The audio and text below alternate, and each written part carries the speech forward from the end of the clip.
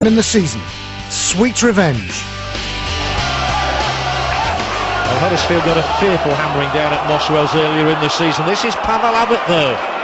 He's a real worker. He's really trying hard here. Abbott deserves some reward too. It is Pavel Abbott and it's into the side net. Well, that was good play from the former Preston man.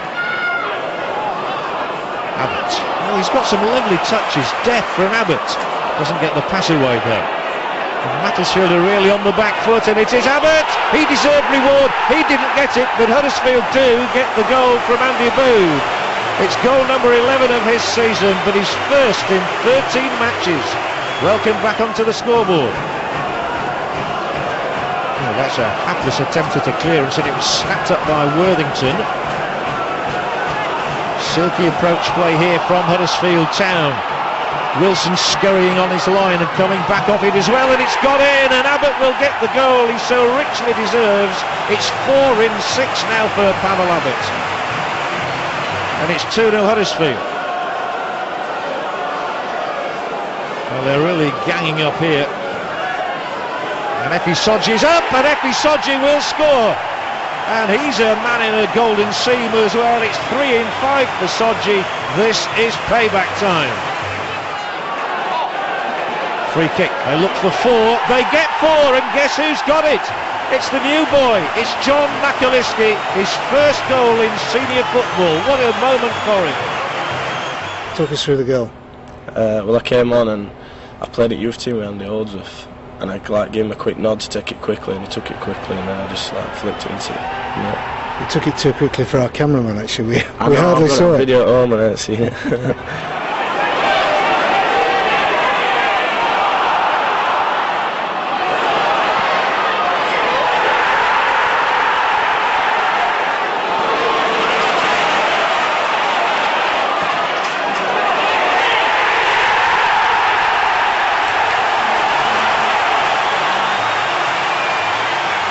The game against Rochdale was notable not only for an equaliser by another Town youngster, Anthony Lloyd, but also because it was one of several matches when the team included up to 8 products of the club's youth system.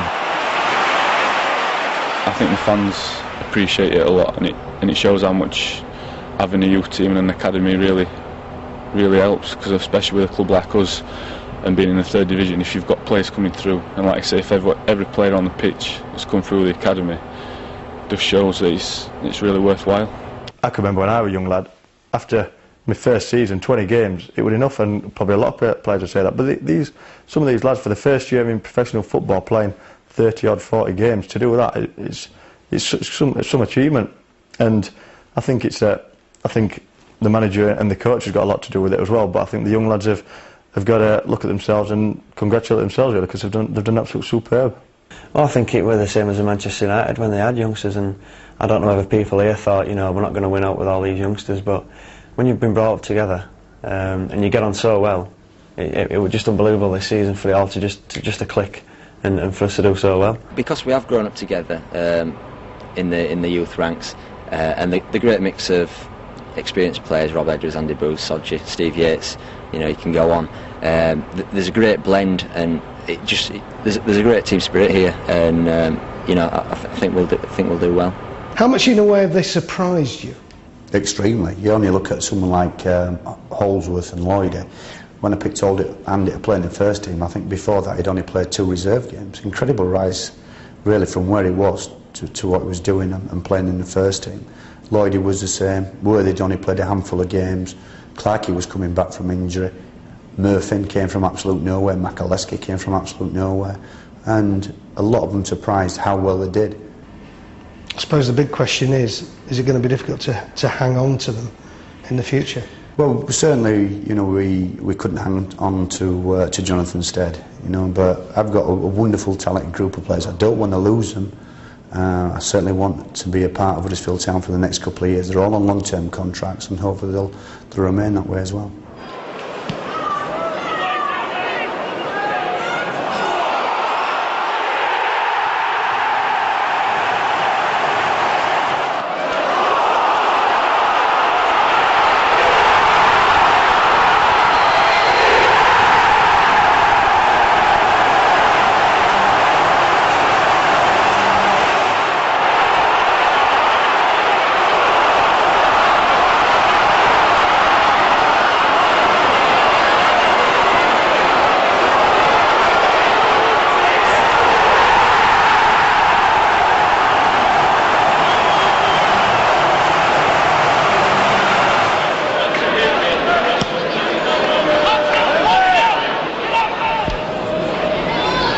That's a good flick, and a free kick. Well, it fell to Tate there, and Tate takes the free kick quickly. That's a thunderous drive and a fabulous goal.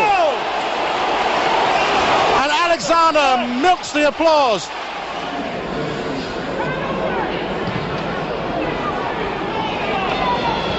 Jones got too far under his header. Well aimed, Arnold. Well, that was a poorly aimed ball from Cars, but onside. Now that's a real chance here. Chance for 1-1. That's a penalty if it's not in, but it's in this time. It's the equalising goal.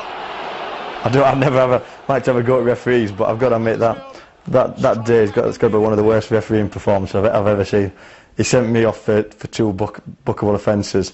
He sent Pav off after about 20 minutes for what the referee said, elbowing the guy, which I would about 2 yards away, and I never saw out. I think there was a bit of pushing and the lad's gone down, but that happens in football, and he sent Pav off. And all through the game, all right, not just me, not just Pav's head, all through the game he was making wrong decisions.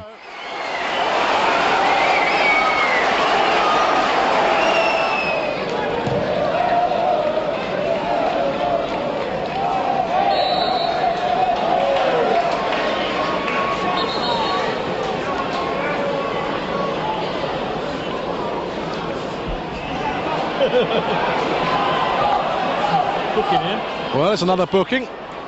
Afterwards, Peter tried to speak to him, and it changed his mind completely. At first, he said it was because I'd thrown my arms at him that he'd booked me. But when he was speaking to the manager afterwards, he said they would be for consistent fouling, which I might have given away 2-3 little fouls just before that. So it was very inconsistent, the referee, but sometimes you get it wrong. But just shows the grit of all the players. To be down to 9 men and still hold on to a draw, which that was a very important draw, that.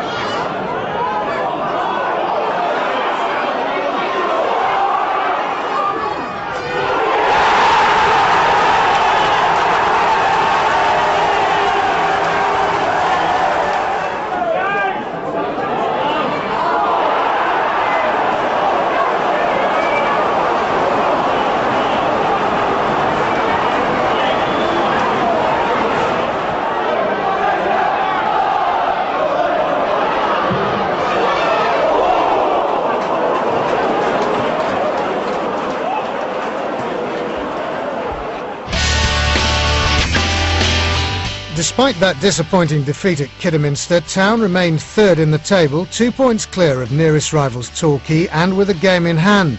Next up at the McAlpine, Scunthorpe United.